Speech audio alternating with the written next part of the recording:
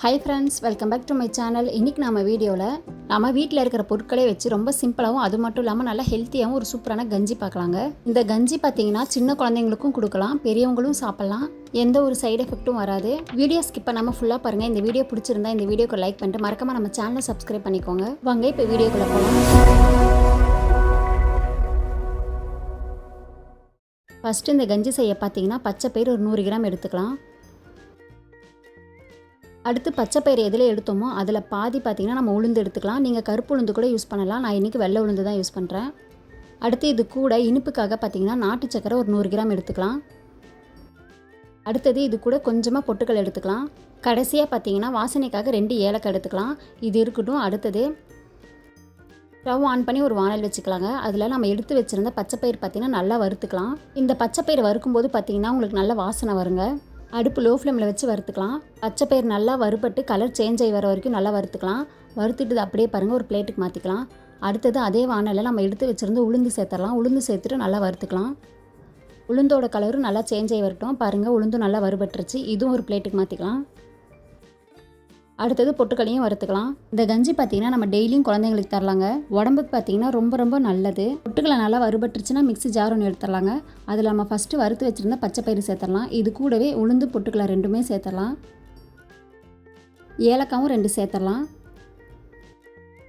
எல்லாத்தையும் சேர்த்துட்டு மிக்சியில் பார்த்திங்கன்னா தண்ணி சேர்க்காமல் இது ஒரு நைஸ் பவுடராக அரைச்சிட்டு வந்துடலாம். பாருங்கள் இந்த மாதிரி நம்ம அரைச்சி எடுத்த பவுடர் பார்த்திங்கன்னா கையில் எடுக்கும்போது இந்த மாதிரி நல்லா நைஸாக இருக்கணுங்க. இந்த பவுடர் பார்த்திங்கன்னா இப்போ நம்ம நல்லா சலிச்சிக்கலாம். நம்ம அரைச்ச பவுடர் பார்த்திங்கன்னா சலித்து கஞ்சி செய்யும் போது தாங்க நல்லா டேஸ்ட்டாக வரும். சலிச்சதுக்கப்புறமா பாருங்கள் பவுட்ரு இன்னமும் நைஸாக இருக்குது. இந்த பவுட்ரு பார்த்திங்கன்னா ஒரு டைட்டான பாட்டிலில் போட்டு வச்சுட்டு நமக்கு தேவைப்படும் போது நம்ம யூஸ் பண்ணிக்கலாம். அடுத்தது அடுப்பில் ஒரு பாத்திரம் வச்சுக்கலாங்க. அதில் பார்த்திங்கன்னா 1 டம்ளர் அளவுக்கு நம்ம தண்ணி சேர்த்துடலாம். தண்ணி சேர்த்துட்டு தண்ணி நல்லா கொதித்து வரட்டும். தண்ணி நல்லா கொதித்து வர இந்த டைமில் பார்த்திங்கன்னா நம்ம அரைச்சி வச்சுருந்த இந்த பவுடரை ஒரு 2 டேபிள் ஸ்பூன் இதில் சேர்த்துடலாம். இந்த பவுடர் தண்ணியில் சேர்த்ததுக்கப்புறமா பார்த்திங்கன்னா ஒரு விஸ்கு வச்சு நல்லா கலந்துக்கலாங்க. அப்போ தான் கட்டி இல்லாமல் இருக்கும். கட்டியில் நல்லா கரையிற வரைக்கும் 2 நிமிஷத்துக்கு விஸ்கு வச்சு நல்லா கலந்துக்கலாம். வீடியோ பார்க்குற ஃப்ரெண்ட்ஸ் இன்னும் நம்ம சேனலை சப்ஸ்கிரைப் பண்ணால் பார்த்துட்டு இருந்தீங்கன்னா வீடியோ கீழே தெரியுற ரெட் கலர் சிம்பிள் சப்ஸ்கிரைப் பட்டனை மறக்காமல் கிளிக் பண்ணிவிட்டு வீடியோ பாருங்கள். விஸ்கு வச்சு நல்லா கலந்து விட்டதுக்கப்புறமா ஒரு கரண்டி எடுத்து நல்லா கலந்து விட்டுறலாங்க. அடுப்பு லோ ஃப்ளேமில் வச்சு கலந்து விட்டுறலாம். இல்லைனா சீக்கிரமாகவே இந்த கஞ்சி பார்த்திங்கன்னா அடி பிடிக்கும். நம்ம சேர்த்துருக்கிற பச்சை பயிறு உளுந்து இதோட பச்சை வாசனைலாம் போகிற வரைக்கும் நல்லா கலந்து விட்டுறலாங்க. ஒரு 5 நிமிஷம் கைவிடாமல் நம்ம நல்லா கலந்து விட்டுறலாம். அடுத்தது கஞ்சி நல்லா வெந்து வர டைமில் பார்த்திங்கன்னா நம்ம எடுத்து வச்சுருந்தா நாட்டு சக்கரை இது கூட கொஞ்சம் கொஞ்சமாக சேர்த்துக்கலாம். சேர்த்துட்டு இதையும் நல்லா கலந்து விட்டுறலாம். இந்த கஞ்சி பார்த்திங்கன்னா செய்கிறதுக்கு ரொம்ப ஈஸிங்க. ஆனால் நம்ம டெய்லியும் குடிக்கும்போது பார்த்திங்கன்னா உடம்பு நல்லா ஸ்ட்ராங் ஆகும். அது மட்டும் இல்லாமல் உடம்புல செரிமான தன்மையும் அதிகரிக்கும். இந்த கஞ்சி பார்த்திங்கன்னா பெரியவங்களும் தாராளமாக குடிக்கலாம், குழந்தைங்களும் குடிக்கலாங்க. கஞ்சி நல்லா கலந்து விட்டுட்டு இதில் பார்த்திங்கன்னா கொஞ்சமாக நெய் சேர்த்துக்கலாம். இந்த நெய் பார்த்திங்கன்னா ஆப்ஷனல் தாங்க. நீங்கள் விருப்பப்பட்டால் சேர்த்துக்கலாம், இல்லைனா ஸ்கிப் பண்ணிடலாம். நெய் சேர்த்துட்டு நல்லா கலந்து விட்டுறலாம்.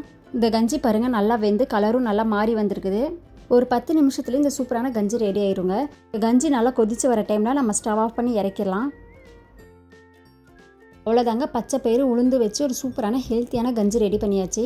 நீங்களும் ஒரு தடவை இந்த மாதிரி சிம்பிளாக ட்ரை பண்ணி பாருங்கள். இந்த சிம்பிளான கஞ்சி ரெசிபி உங்களுக்கு பிடிச்சிருந்துச்சுன்னா இந்த வீடியோக்கு ஒரு லைக் பண்ணிடுங்க. இந்த மாதிரி ஹெல்த்தியான ரொம்ப சிம்பிளான ரெசிபிஸ் வீடியோ உங்களுக்கு வேணும்னா வீடியோ கீழே தெரியுற ரெட் கலர் சிம்பிள் சப்ஸ்கிரைப் பட்டனை மறக்காமல் கிளிக் பண்ணிடுங்க. கிளிக் பண்ணிவிட்டு அப்படியே பக்கத்தில் வர பெல் சிம்பிளையும் கிளிக் பண்ணிடுங்க. அப்போ தான் நான் போகிற டெய்லி வீடியோஸ் எல்லாம் உங்களுக்கு நோட்டிஃபிகேஷனாக வரும்.